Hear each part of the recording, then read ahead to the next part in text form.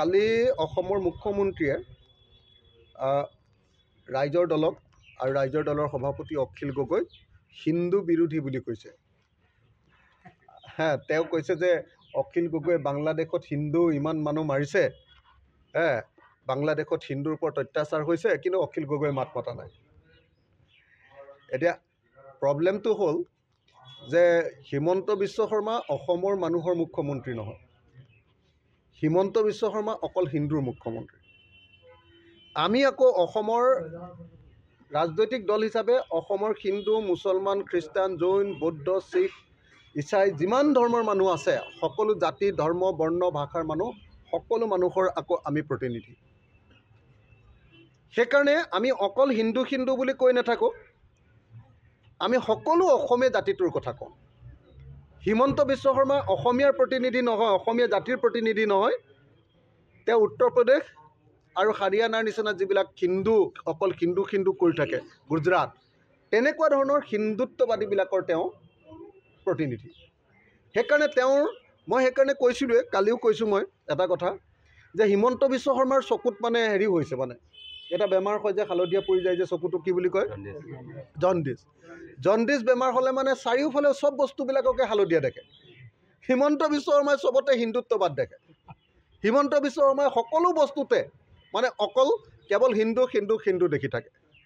হিমন্ত বিশ্ব শৰ্মাই বাংলাদেশত হিন্দু নিৰ্যাতিত হোৱা দেখে, কিন্তু তেওঁ নিজৰ ৰাজ্যখনত যে অন্য সংখ্যালঘুৰ ৰাজ্য মানুহবিলাকক যে অত্যাচাৰ কৰি আছে, সেইটো কিন্তু তেওঁ নেদেখে। আজি অসমলৈ হিন্দু আনি, বাংলাদেশৰ হিন্দু আনি অসমৰ মানুহক তেওঁ সংখ্যালঘুত পৰিণত কৰিব খুজিছে, সেইটো তেওঁ নেদেখে।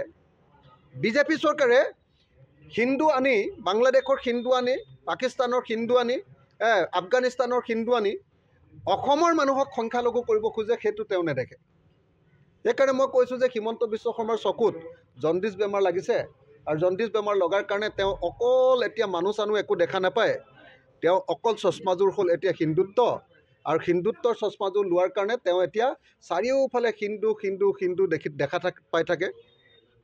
আৰু মানে বেলেগ একো চিন্তাই নাই আৰু তেওঁ অকল খালি ফুটটোৰ কথাহে, হিন্দুৰ ফুটটোৰ কথাহে তেওঁ অকণমান দেখি থাকে, মন্দিৰটোৰ কথাহে দেখি থাকে। বেলেগ চিন্তা চৰ্চা, অৰ্থনীতিৰ কথা, সমাজৰ কথা, স্বাস্থ্যখণ্ডৰ কথা, শিক্ষাখণ্ডৰ কথা, এইবিলাক কথা তেওঁ ভাবিবলৈ সময় নাই। অকল সাম্প্ৰদায়িক মানুহ, মৌলবাদী, হিন্দু মৌলবাদী। সেইকাৰণে মইতো কওঁ যে হিমন্ত বিশ্ব শৰ্মা এতিয়া আচলতে আৰু মুখ্যমন্ত্ৰী হৈ থাকিব নালাগে। তেওঁ গেৰুৱা বসন এখন পিন্ধি মন্দিৰ এটাত তেওঁ পূজাৰী হৈ যোৱা ভাল হ'ব। তেওঁ মুখ্যমন্ত্ৰী হৈ থকাৰ অধিকাৰ নাই, আৰু তেওঁ পূজাৰী হৈ যাওক। আৰু যদি অসমৰ মন্দিৰত তেওঁ পূজাৰী হ'বলৈ লাজ কৰে, তেতিয়াহ'লে হিমালয়লৈ গুচি যাওক, গেৰুৱা বসন পিন্ধি। খুব ধুনীয়া লাগিব তেওঁক দেখিবলৈ, তেওঁক খুব ধুনীয়া লাগিব। তেওঁ হিন্দু হিন্দু কৰি থকাতকৈ একেবাৰে ডাইৰেক্টলি একেবাৰে ভগৱানৰ ওচৰলৈ গুচি যোৱাই ভাল হ'ব, হয়নে নহয় কওক? তো তেওঁ মুখ্যমন্ত্ৰী হ'ব নালাগে। মুখ্যমন্ত্ৰী হ'লে হিন্দু, মুছলমান, খ্ৰীষ্টান, জৈন, বৌদ্ধ, শিখ চবকে যাব লাগিব। আৰু তেওঁ হিন্দুত্ববাদী যদি এজন মানে এনেকুৱা ধৰ্মীয় হেৰি হয়, তেতিয়াহ'লে তেওঁ নিজৰ ধৰ্মটোৰ কথা চাই থাকিলে হ'ব। সেইকাৰণে মই হিমন্ত বিশ্ব শৰ্মাক মুখ্যমন্ত্ৰী পদৰ পৰা আঁতৰি তেওঁক অতি সোনকালে হিন্দুত্ববাদী পূজাৰী এজনত পৰিণত হ'বৰ কাৰণে আহ্বান জনাইছোঁ।